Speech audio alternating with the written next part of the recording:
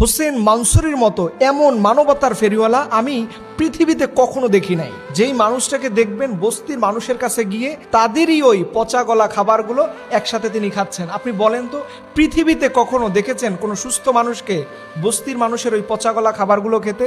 আমার জীবনে প্রথম দেখলাম।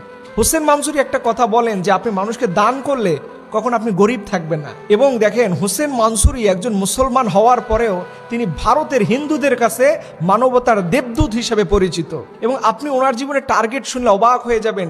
তিনি বলেছেন, ভাই আমার জীবনের টার্গেট হচ্ছে মানুষের ক্ষুধার জ্বালা দূর করা। আপনারা দেখবেন ওনার প্রতিটা ভিডিওতে উনি মানুষকে খাওয়াচ্ছেন, ছোট বাচ্চাদের খাওয়াচ্ছেন, বস্তির ছেলেপেলেদের খাওয়াচ্ছেন, ছিন্নমূল ছেলেপেলেদের খাওয়াচ্ছেন, এবং গরু ছাগল ইভেন বানরদের তিনি খাওয়াচ্ছেন।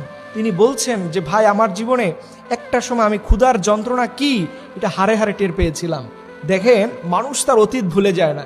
যারা অতীত ভুলে যায় না তারা সারা জীবন মানবতার কাজ করতে পারে, তারা সারা জীবন মানুষের পক্ষে থাকতে পারে। এবং ওনার যে ভিডিওগুলো এটা দেখে নাই, মনে হয় বাংলাদেশে এমন কোনো মানুষ খুঁজে পাওয়া যাবে না। আমি দেখি একটা ক্যান্সারে আক্রান্ত বাবা মা নিঃস্ব হয়ে যখন বাড়িতে ফিরতেছেন, পিছন থেকে হাত বাড়িয়ে বলতেছেন কি সমস্যা? বলছে স্যার আমার এই বাচ্চাটা ক্যান্সারে আক্রান্ত হয়ে গেছে, তাকে ডাক্তার বলছে এত লক্ষ টাকা লাগবে। তিনি সেই টাকাগুলো বের করে দিচ্ছেন।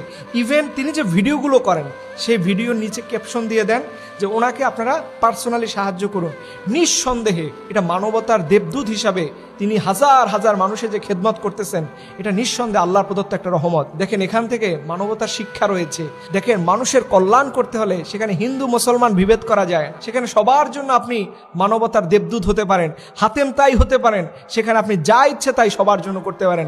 সেখানে হিন্দু মুসলমান কোনো ভেদাভেদ হয় না।